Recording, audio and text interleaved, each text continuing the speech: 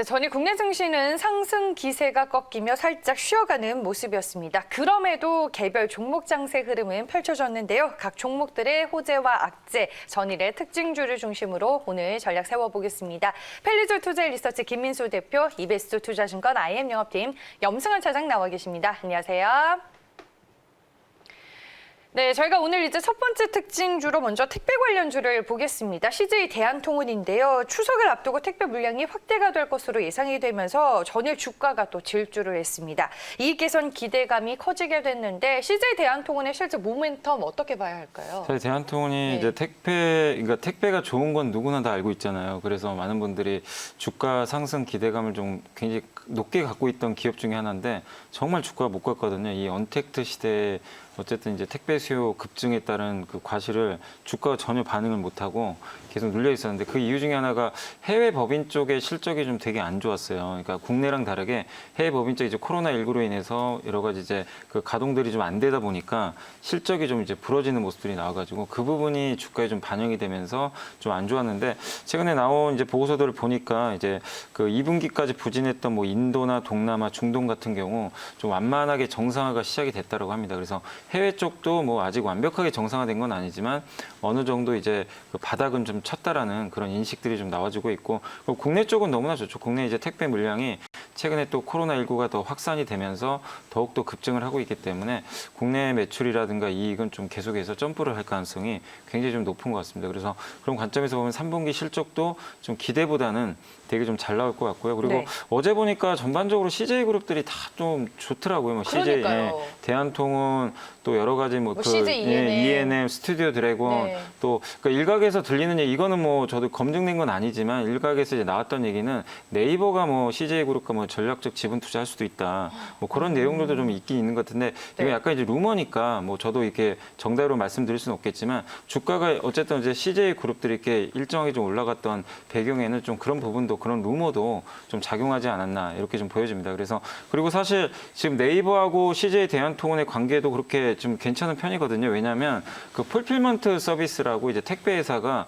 모든 것들을 다 통합을 해가지고 뭐 여러 가지 뭐 재고 관리라든가 이런 것들을 다 해주는 거죠. 이런 하나의 어떤 이제 이커머스 상에서. 근데 그런 것들을 지금 네이버랑 이제 어떻게 보면 약간 지금 하고 있거든요. 특히 이제 LG 생활건강의 이제 제품들을 그 네이버가 이제 CJ 대한통운의 그 풀필먼트 서비스를 통해서 지금 제공을 하기 시작했습니다. 이미 쿠팡 같은 경우는 자기네가 직접 그 제품을 구매를 해다가 직접 풀필먼트 서비스를 다 직접적으로 하고 있거든요. 근데 네이버가 지금 CJ 대한통운과 이제 어떻게 보면 협업을 해가지고 그런 서비스를 이제 시작을 했기 때문에 어쨌든 그런 면에서 네이버하고 CJ 대한통운이 또 할 수 있는 그런 부분들이 굉장히 좀 많이 남아 있는 것 같습니다. 그래서 이런 것들이 주가에 그동안은 좀 반영이 상당히 좀 안 되다가 어제 한꺼번에 좀 반영이 되면서 주가 이렇게 급등을 했던 것 같아요. 그래서 지금 실적도 좋아지고 또 우리가 뭐 아직은 알 수는 없지만 뭔가 좀 네이버와의 좀 모멘텀 이런 것들이 계속해서 좀 불거질 수 있기 때문에 당분간 주가는 좀 계속 강세로 흘러갈 가능성이 높은 것 같아요. 그래서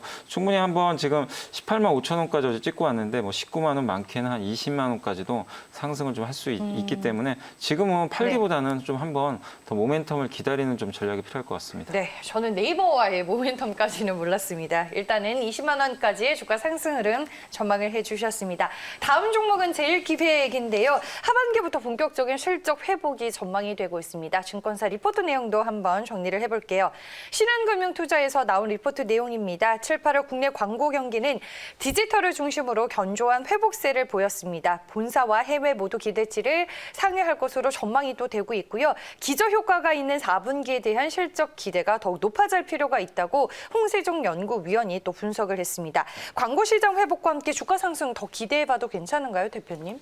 네, 제일기획 대표적으로 이번에 코로나19에 따른 피해주라고 봐야 되겠죠. 그런데 이제 상반기에 안 좋았습니다. 왜냐하면 다들 기업들이 광고비까지도 통제하면서 어느 정도 현금 확보에 주력했기 때문에 그런데 좀 상황이 나아진다라고 하게 되면 하반기에 대한 변화 기대감이 높아지는 게 현실이고요.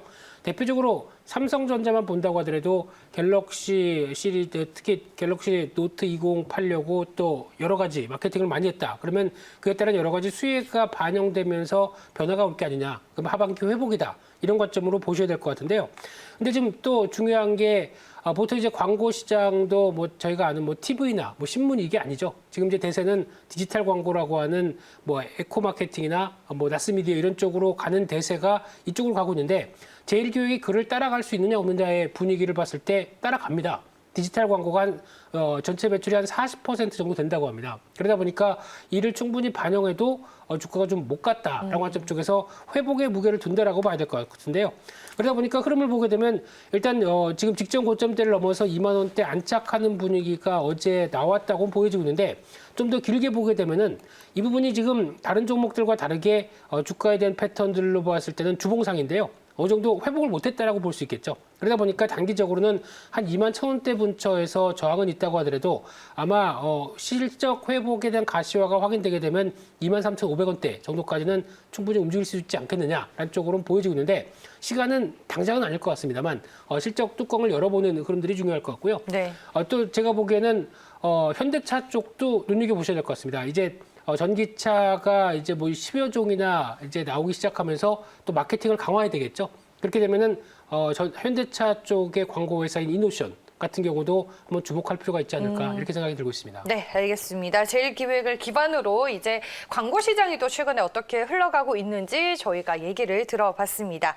다음 또 짚어볼 종목 ST팜입니다. ST팜이 전일 유럽 소재 다국적 제약사와 458억 원 규모의 이 올리고 핵산티로제 원료 수출 계약을 체결했다라는 호재 뉴스가 나왔습니다. 전일 주가 그야말로 급등세가 연출이 됐습니다. 이 종목에 대한 전망은 어떠세요? 좀 요즘에 핫한 종목이더라고요. 차장님. 네, 굉장히 네. 좋습니다. 이게 이제 한마디로 우리 이제 바이오 의약품 같은 경우는 대부분 아니면 이제 항체 치료제라든가 여러 가지 치료제들이 많은데 블록버스터 신약들도 많고 그쪽에 관련돼서 세계적인 이제 제약회사로부터 수주를 받아서 생산을 하는 게 이제 바로 삼성 바이오로직스잖아요. 그러니까 ST팜도 약간 그쪽과 좀 비슷하다고 합니다. 그래서 이걸 RNA 이제 치료제라고 하는데 이게 간단히 설명을 해드리면 이제 핵산의 일종으로 그 단백질 합성이 필요한 이제 고분자 화합물이라고 좀 하는데 이 치료제를 좀 이용을 했을 때는 예전 같은 경우는 어떻게 이제 특정하게 이제 약품이 좀 투여가 됐을 때 그런 이제 병원이라든가 그런 이제 잘못된 어떤 세포들을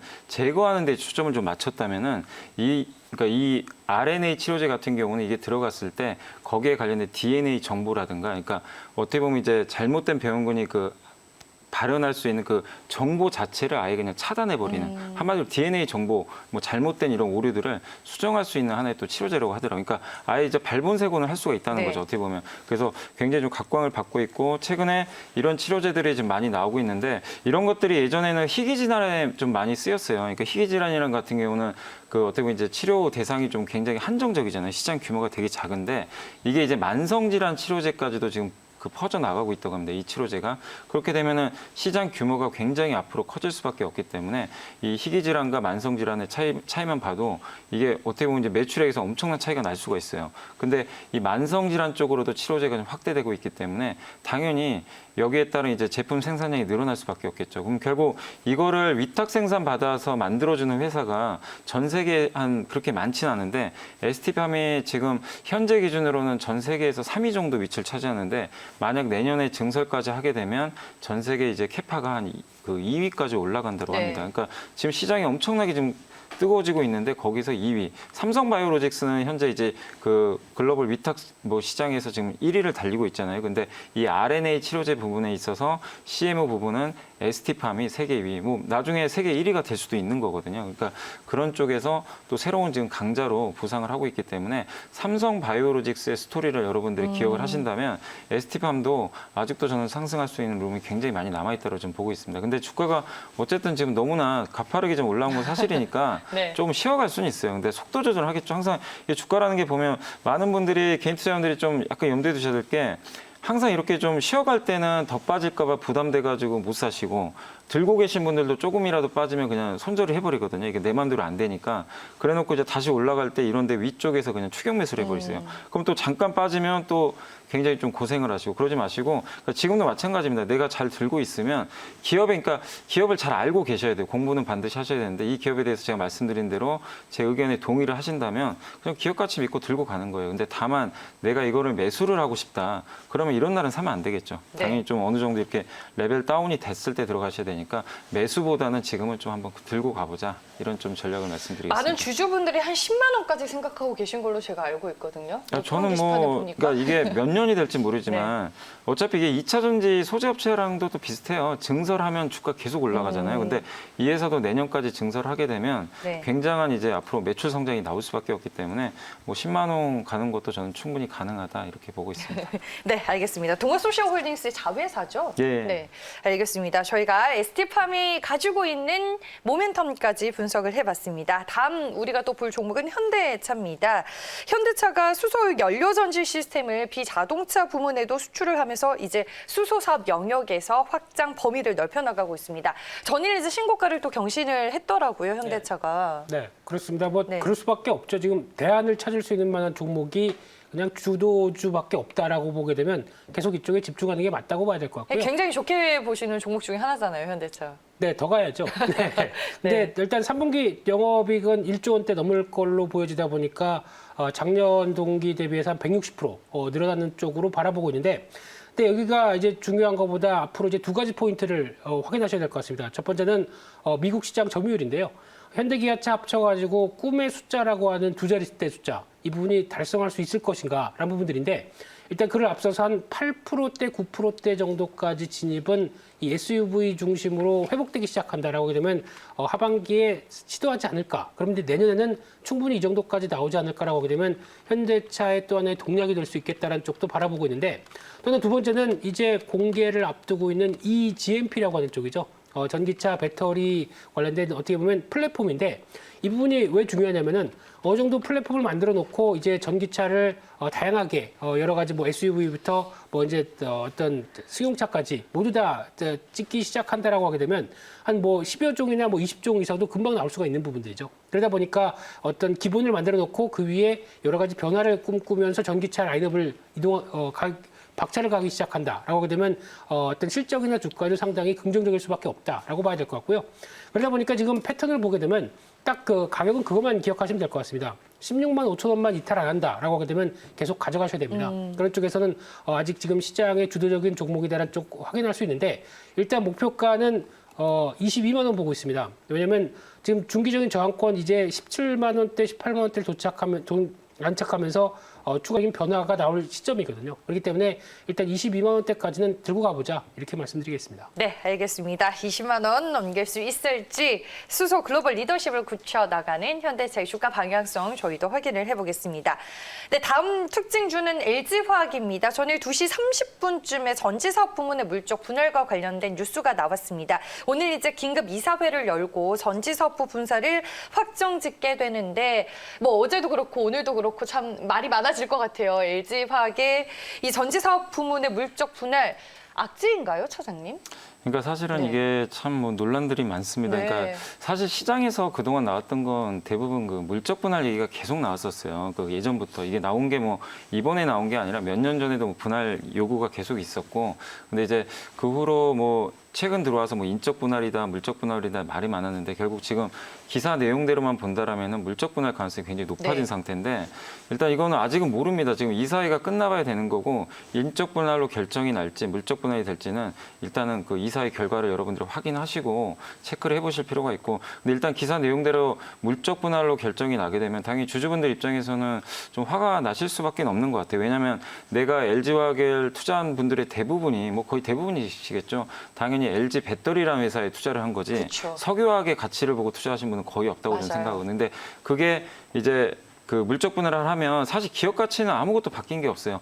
오히려 저는 기업 가치가 더 좋아진다고 생각합니다. 왜냐하면 분할을 하게 됨으로써 LG 배터리에 대한 자체 평가가 이제 가능해지잖아요. 지금 CATL이 지금 70조 원이 넘는 평가를 받는데 LG 배터리 같은 경우 30조 원대밖에 평가를 못 받아요. 그럼 그만큼의 갭을 축소할 수 있기 때문에 가치 면에서는 좋을 수 있는데 주주분들 입장에서는 이게 당연히 화가 나는 거죠. 내가 왜 LG 배터리 주식을 이제 못 받게 되는구나. 그리고 나중에 이제 수순이 IPO로 가게 될 거 아닙니까? 기업 공개를 하게 되면 있지만 당연히 요즘에 뭐 카카오 게임즈라든가 이런 것들처럼 결국에 물량을 받으려면 내가 결국엔 비싸게 뭐 청약금을 내고 또 받든지 아니면 뭐 따상이라도 해야 될 정도로 어려워질 수가 있어요. 그러니까 내가 LG 배터리 이제 주주가 안 될 수 있다라는 약간 이제 그런 공포감이 어제 주가에 좀 녹아든 것 같아요. 근데 아직까지는 어떤 것도 결정이 된 게 없고 그리고 저는 좀 기본적으로 믿는 게 기업 가치가 더 중요하다고 생각하거든요. 사실 물론 주주 가치도 우리가 네. 배제할 수는 없는 건데 기업의 가치가 일단은 올라가야만이 그 후에 또 주주 가치도 따라서 올라가는 거기 때문에 그래서 최종적으로 IPO까지 결정될지는 아직 모르겠지만 결정이 돼도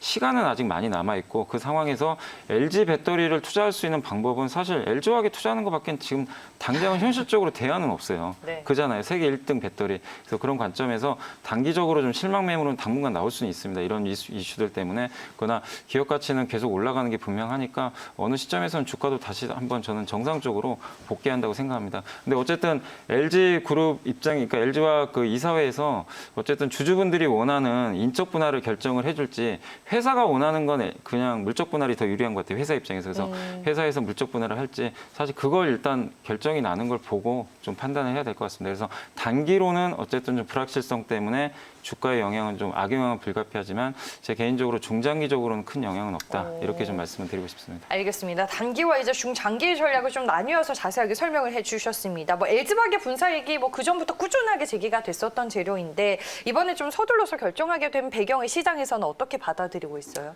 네, 어제 나왔던 얘기를 보면서 그런 생각이 듭니다. 예전에 여자친구가 남자친구가 사법시험 준비하는데 심적으로 많이 도와줬죠. 근데 나중에 보니까 결혼은 사법시험 합격해서 딴 여자랑 결혼하더라. 네. 이런 식의 흐름이라고 보게 되면 지금 LG화학이 그동안 화학 사업으로 인해서 돈 번 부분들 거의 다 많이 투자를 했었죠. 그렇죠. LG 전지에 투자를 했는데 지금 이런 식으로 나온다라고 해야 되면 약간 배신감? 뭐 이런 쪽도 느껴지는 게 지금 현실이 아닌가 이런 쪽이 생각되고 있는데 그러면 이제 지금 그 관심은 다 LG 전지, 그러니까 LG 전지라고 봐야 되겠죠. 배터리 쪽이다 보니까 이쪽에 쏠려 있는데 지금 LG화학에 갖고 있는 상황 쪽에서 차라리 그러면 LG화학 팔고 나중에 어떻게 될지 모르겠지만 LG전지 집중하겠다라고 하게 되면 제가 보기엔 지금 파는 게 맞습니다. 오히려 지금 같은 때 불확실성이 좀 커져 있는 상황 쪽에서 차라리 LG 배터리라고 하는 전지 쪽에 집중하자는 전략들로 포커스를 맞추게 되면은 지금 굳이 일단 갖고 있으면서 변동을 몸으로 다 때울 상황은 아니라고 생각되고 있고요. 일단은 지금 기준으로 봤을 때는 약 한 63만 원대 이 정도 부분까지는 추가 하락 여력이 이 불확실성 때문에 있다라는 쪽으로 바라보고 있기 때문에 그러니까 이제 최대한입니다. 네. 너무 저 깜짝 놀랐어요. 네, 그러니까 그 안쪽까지도 한번 터치를 할 수는 있을 상황이라고 봐야 되기 때문에 불확실성을 좀 피하자는 차원 쪽에서 대응하시는 게 좋지 않을까. 차라리 그냥 나중에 LG 전지에 집중하자 이렇게 말씀드리고 싶습니다. 네, 보니까 뭐 국민청원에도 글이 올라왔던데 주주분들의 마음을 어느 정도는 이제 주가가 좀 반영을 하는 듯합니다. 저희가 LG화학까지 오늘 특징주로 모두 정리를 해봤습니다. 좀 빠르게 가야겠네요. 오늘 관심주 마지막으로 들어볼게요, 대표님. 네, 오늘 관심 종목은 소셜 모바일 게임 업체 쪽에서 미투젠이라는 회사 관심 있게 보고 있는데요. 그냥 단순하게 보게 되면은 실적 3분기 좋아질 것 같고요. 네. 지금 한 30% 이상 작년보다 더 좋아진다라고 하게 되면 관심이 높은데 패턴을 본다고 하더라도 이번에 신규 상장한 뒤에 어느 정도 한 단계 레벨업을 했다가 지금 최근에 패턴을 보게 되면 일단 고점권에서 매물 어느 정도 소화를 하고 다시 이제 반전을 시도하는데 지난번 상장했던 IPO 가격대 부분에서 지지를 받습니다. 그러면 이제 다시 변화가 들어오기 시작한다라고 되면 적어도 한 지난 고점대 36,000원대 한 이상은 한번 시도하지 않을까라는 관점 쪽에서 목표가 36,500원 그리고 손절가는 29,000원대로 대응한 전략을 말씀드리겠습니다. 네, 알겠습니다. 오늘 김민수 대표님의 관심주 미투젠까지 저희가 만나봤습니다. 두 분 여기에서 보내드리겠습니다. 지금까지 이베스트 투자증권 IM 영업팀 염승환 차장, 펠리즈 투자 리서치 김민수 대표와 함께했습니다. 고맙습니다.